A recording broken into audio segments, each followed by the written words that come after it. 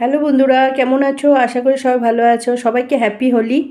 আজকে দুপুরে মেনুতে আমার কি আছে দেখো। এ হচ্ছে বাসন্তী পোলাও করেছি, এই যে দেখো, জোহা চাল দিয়ে। আর এটা হচ্ছে মাংস কষা, লোকাল চিকেন কষা। না না, সরি না, লোকাল চিকেন না, এটা ব্রয়লার চিকেনে চিকেন কষা করেছি। এটা স্যালাড।